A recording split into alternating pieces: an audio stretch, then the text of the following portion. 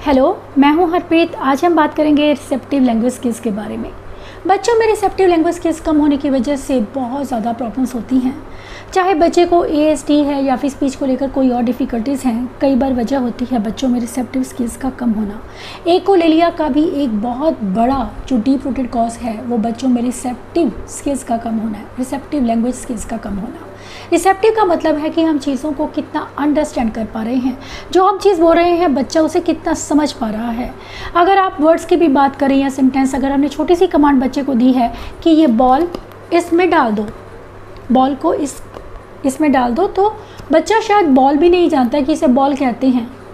इसमें डाल दो का मतलब तो बहुत दूर की बात हो जाती है। तो बच्चों को इन चीज़ों पर इसमें ये प्रेपोजिशन है या फिर ये ऑब्जेक्ट है। अब आप छोटी सी एक चीज़ से अंदाज़ा लगा सकते हैं, एक छोटे से सेंटेंस को फॉलो करना बच्चे के लिए मुश्किल हो सकता है अगर वो इनका कॉन्सेप्ट नहीं जानता है कि इसके अंदर का क्या कॉन्सेप्ट है, और वो ये नहीं जानता है कि इसे बॉल कहते हैं। तो शायद बच्चा कंफ्यूज होगा, दोनों चीज़ें उठाकर गिरा देगा या फिर वो समझ ही नहीं पाएगा, आपको एक ब्लैंक लुक देगा। तो ये एक चीज़ कि बच्चा आपकी बात को अंडरस्टैंड नहीं कर पा रहा है या आप जो उसे बोल रहे हैं। बच्चे अक्सर आपकी कमांड को फॉलो नहीं कर पाते हैं क्योंकि बच्चे समझ ही नहीं पाते हैं आप किस बारे में बात कर रहे हैं। तो ये चीज़ें हमें ध्यान देने की ज़रूरत है कि हमारे बच्चे को कहाँ प्रॉब्लम है। अगर आपके बच्चे को वर्ड्स को समझने में प्रॉब्लम है, वह नहीं जानता है कि इसे बॉल कहते हैं, क्योंकि पहले ये इंस्ट्रक्शन देने से पहले कि बॉल को इसमें रखो, ये ज़रूरी है कि बॉल दे दो मुझे।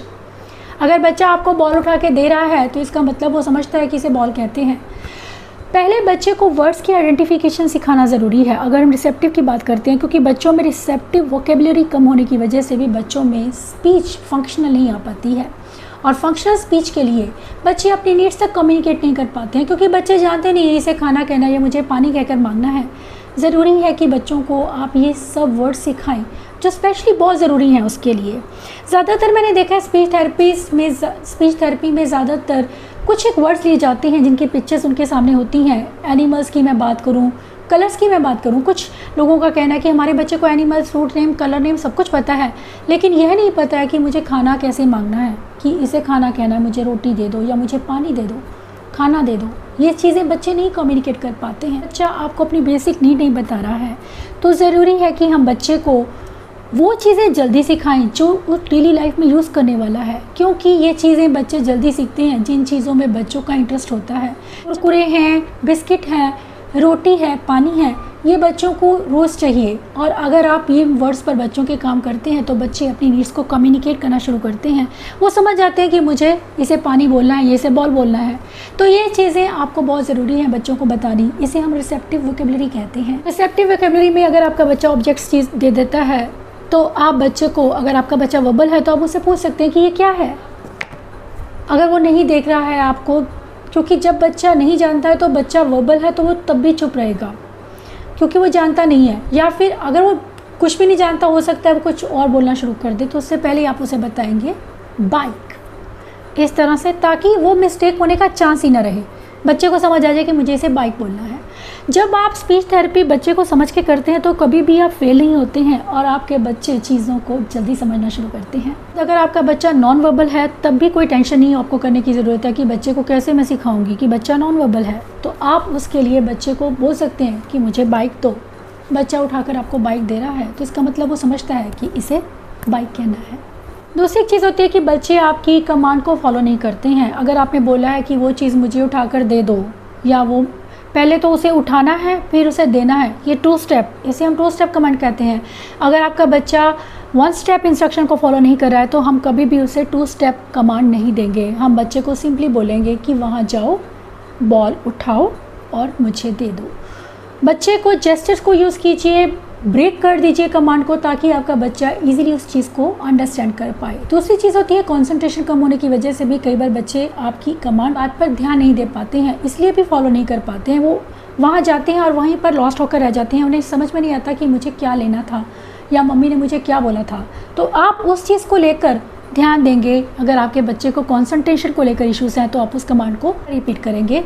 वहाँ अगर आपका बच्चा गया है तो आप बोलेंगे कि बॉल उठाओ और इधर लेकर मुझे लाकर दे दो। ये चीज़ें जब आप बच्चे को सिखाते हैं तो बच्चे लगातार कनेक्टेड रहते हैं, इससे उनका कंसंट्रेशन भी बढ़ता है और वो कनेक्टेड रहते हैं आप कमांड को फॉलो कर पाते हैं। लेकिन अगर आपका बच्चा सिंपल सी कमांड को फॉलो नहीं करता है तो पहले ज़रूरी होता है बच्चों को सिंपल कमांड फॉलो सिखाना, जैसे कि टच करो, इसे पॉइंट करो, ये चीज़ें, या फिर मुझे दे दो, कोई भी चीज़ आपने उससे मांगी है। ये सिंपल कमांड्स हैं। और अगर बच्चा आपका ये कमांड फॉलो कर लेता है तो आप बच्चे को मल्टीपल कमांड्स दे सकते हैं, लेकिन हमें बहुत ध्यान से देनी है और ब्रेक करके देनी है ताकि हमारे बच्चे कमांड को फॉलो कर पाएँ। उन्हें हम प्रॉम्प्ट कर सकते हैं, उन्हें हम हेल्प कर सकते हैं उस कमांड को फॉलो करने में। तो कमांड फॉलोइंग के लिए बहुत ज़रूरी होता है कि आप बच्चे को नेचुरल इन्वायरमेंट में कमांड फॉलो करने के लिए दें। लेकिन कई बार बच्चे उठना नहीं चाहते हैं और ऐसे में स्टार्टिंग में हम बच्चों को वर्कशीट्स के साथ में कमांड फॉलोइंग सिखा सकते हैं। अगर हमने पॉइंटिंग हमारा बच्चा करने लगे है, वो छोटी छोटी कमांड्स को फॉलो कर लेता है, तो हम बच्चे को इन अंडर का कॉन्सेप्ट या बिसाइड का कॉन्सेप्ट, ये सब चीज़ें हम बच्चे को इस तरह की एक्टिविटीज़ देकर सिखा सकते हैं। ये वर्कशीट्स मेरी मैगजीन में आपको मिलेंगी, जिसमें हम बच्चे की कमांड फॉलोइंग पर काम करते हैं कि जैसे कि बटरफ्लाई को ट्री के ऊपर रख दो, तो बच्चा इस चीज़ को समझ रहा है कि इसको ऊपर रखना है। बॉल को सैंड बॉक्स में रख दो, तो बच्चा put the ball in the sand box, तो बच्चे को वो बॉल सैंड बॉक्स में रखनी है। तो जब बच्चे इन चीज़ों को समझकर फॉलो करना शुरू कर देते हैं तो इसका मतलब है आप बच्चे की रिसेप्टिव लैंग्वेज स्किल्स पर काम कर रहे हैं। और ये बहुत ही आसान तरीका रहता है, क्योंकि जब आप बच्चे को नेचुरल इन्वायरमेंट में कमांड देते हैं तो कई बार बच्चे उसे फॉलो नहीं करना चाहते हैं, कई बच्चे उठना नहीं चाहते हैं। इसके अलावा रिसेप्टिव वोकैबुलरी पर जब आप बच्चे के काम कर रहे हैं तो ये एक बहुत इंपॉर्टेंट चीज़ होती है कि बच्चे को वर्ब सिखाना, बच्चे को पूछना कि ये क्या कर रहा है। ही इज़ ईटिंग, आप उसे बोल सकते हैं ही इज़ ईटिंग नहीं, अगर सेंटेंस नहीं समझता है, वो ही नहीं समझता है, तो आप उसे बोल सकते हैं ईटिंग। क्योंकि जब शुरुआत में आप बच्चे के साथ काम करते हैं, अगर आपका बच्चा स्पेशली ASD है, तब बच्चे को हमें वर्ड्स जो हैं पूरा पॉइंट टू पॉइंट हमें बोलने की ज़रूरत होती है कि बच्चा उस चीज़ को, उस कॉन्सेप्ट को समझ पाए कि हम क्या कहना चाह रहे हैं, कि इस एक्शन को ईटिंग बोला जाता है, ईटिंग। या फिर आप जनरलाइजेशन के लिए बच्चे को बोल सकते हैं कि गुरजोत इज़ ईटिंग, या उसका नाम लेकर बुलाना, ताकि बच्चा समझ पाए कि मुझे इस जो मैं कर रहा हूँ इसे ईटिंग बोलना है। तो सिर्फ पिक्चर्स के साथ में नहीं, अगर आप नेचुरल एनवायरनमेंट के साथ में बच्चे को चीज़ें सिखाते हैं तो बच्चे जल्दी उन चीज़ों को अंडरस्टैंड करते हैं। और अंडरस्टैंडिंग ऑफ लैंग्वेज जो है उसे ही हम रिसेप्टिव कहते हैं। और रिसेप्टिव में उनके हम रीडिंग को लेते हैं या फिर बच्चे की अंडरस्टैंडिंग कि बच्चा आपकी बात को कितना समझ रहा है।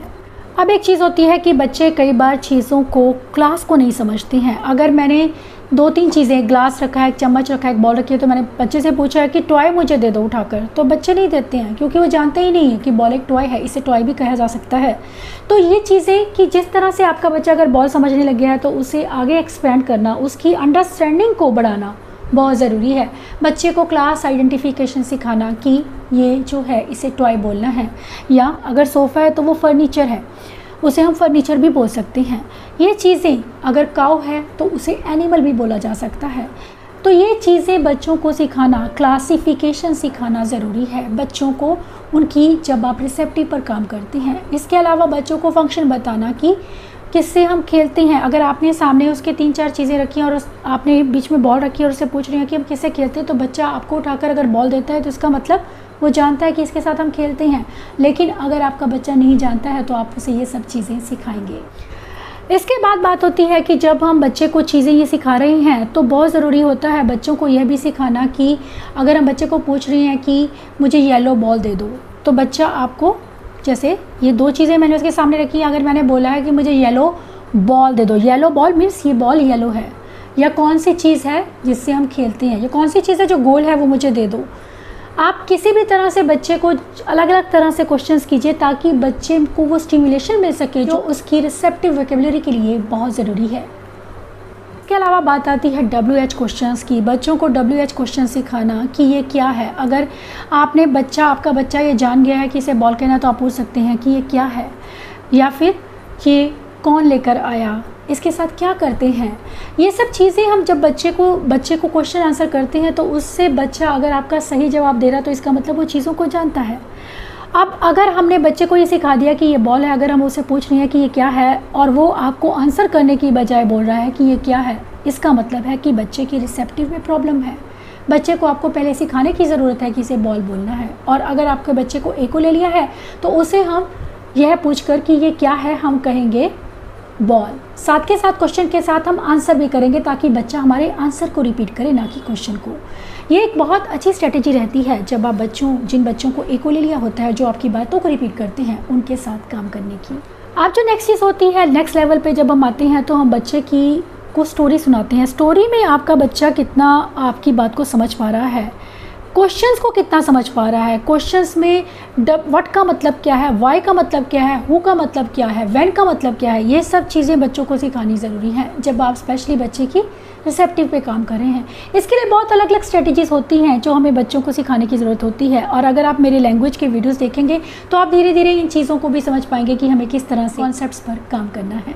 ये सभी चीज़ें मैं अभी इस वीडियो में से एक्सप्लेन नहीं कर पाऊँगी क्योंकि मैं जानती हूँ कि वीडियो बहुत लंबा चला जाएगा, इसलिए इन कॉन्सेप्ट्स के बारे में मैं फिर बात करूँगी। आप मेरे वीडियोस देखते रहिए, आपको अलग अलग चीज़ें किस तरह से हमें बच्चों को घर पर सिखानी है, किस तरह से उनके रिसेप्टिव स्किल्स पर काम करना है, इस बारे में आपको जानकारी मिलती रहेगी। कोई हमने उसको स्टोरी सुनाई है, मान लीजिए हमने थर्स्टी क्रो की स्टोरी सुनाई है बच्चे को। अगर आपका बच्चा 4-5 साल का है तो हम बच्चे को पूछ रहे हैं, बच्चा बोल सकता है तो हम उससे पूछ सकते हैं कि आपने क्या स्टोरी में कि क्रो था, हमने पूरी थर्स्टी क्रो की कहानी से स्टोरी सुना दी है और बच्चे को पूछेंगे कि इस कहानी में, इस स्टोरी में क्या था, कौन सा बर्ड था, तो बच्चा जानता हो कि उसे क्रो कहना है, बर्ड का आंसर क्या है, बर्ड कहना है या क्रो कहना है, बच्चा बता पाए। दूसरा, वो क्या कर रहा था, क्या चाहिए था उसे, तो ये एक चीज़, वो क्या फील कर रहा था, ये वाज थर्स्टी। बच्चे को हर एक चीज़ समझ में होनी ज़रूरी है। अगर बच्चे की हम क्वेश्चन आंसर की बात करें और अगर हमने बच्चे को रिटेल करने के लिए स्टोरी बोला है या फिर बच्चे से क्वेश्चन ही कर रहे हैं, हमने स्टोरी सुनाई है और बच्चे को हम पूछ रहे हैं उसके रिगार्डिंग आंसर, WH क्वेश्चन पूछ रहे हैं, तो बच्चे को उनके आंसर आने चाहिए। अगर आपका बच्चा उन्हें आंसर्स नहीं कर रहा है तो जानिए कि बच्चा क्यों नहीं कर पा रहा है और हमें उन्हें सिखाने की ज़रूरत है। अगर आपका बच्चे को आप ये सब चीज़ें सिखा चुके हैं जो मैंने अभी बताई हैं और उसके बावजूद भी आपका बच्चा आपको क्वेश्चंस आंसर नहीं कर पा रहा है तो ज़रूरत होती है हमें बच्चे के कंसंट्रेशन पर काम करने की। इसके लिए हम विजुअल्स की हेल्प ले सकते हैं। स्टोरी है तो विजुअल्स लीजिए, इस तरह की स्टोरी के विजुअल्स आपको मेरे मैगजीन में मिलेंगे। विजुअल्स की हेल्प लीजिए, बच्चे को विजुअल्स के साथ में सिखाइए। कई बार बच्चे आपकी चीज़ों पर फोकस नहीं कर पाते हैं जो स्टोरी आप उसे सुना रहे हैं, चाहे बच्चे आप सिर्फ 5 या 10 सेकंड के लिए भी स्टोरी सुना रहे हैं तो बच्चे बहुत जल्दी डिस्ट्रैक्ट होते हैं। स्पेशली अगर आपके बच्चे को ADHD है या फिर ऑटिज़म है तो बच्चे आपकी स्टोरी पर फोकस ही नहीं कर पाते हैं जब तक आप विजुअल्स की हेल्प नहीं लेते हैं। इसीलिए बहुत ज़रूरी है, अगर आपका बच्चा 6 या 7 साल से कम उम्र का है या उसे रिसेप्टिव लैंग्वेज को लेकर प्रॉब्लम है तो बहुत ज़रूरी है, कंसंट्रेशन के इश्यूज़ हैं, बहुत ज़रूरी है बच्चों के साथ में विजुअल्स को यूज़ करना। आप बच्चे को बोल सकते हैं कि देखो ये बॉल से खेल रहा है, बॉल जाकर वास पर लगी, देखो ओ वास टूट गया। तो ये चीज़ें जो हैं आप बच्चे को फिर बता सकते हैं कि आप मुझे बताओ कि पहले क्या हुआ था, क्या टूटा था, किससे टूटा था। तो ये चीज़ें आप जो है लास्ट में ये भी पूछ सकते हैं कि कैसा फील कर रहा है, अगर आपसे कोई चीज़ टूट जाए तो आप कैसा फील करते हो। ये चीज़ें बच्चों को सिखाना ज़रूरी है। इसका मतलब है बच्चों की थिंकिंग, उनकी रीजनिंग पर काम कर रहे हैं। रिसेप्टिव स्किल्स का जो स्कोप है वो बहुत बड़ा है। अगर आप बच्चों के इन स्किल्स पर काम करते हैं तो आई एम श्योर कि आपके बच्चे को स्पीच और कम्युनिकेशन को लेकर कोई भी डिफ़िकल्टी नहीं रहेगी। ये वीडियो आपको डेफिनेटली हेल्प करेगा बच्चों में रिसेप्टिव स्किल्स को डेवलप करने में और उनके कम्युनिकेशन स्किल्स को इम्प्रूव करने में। Thanks for watching.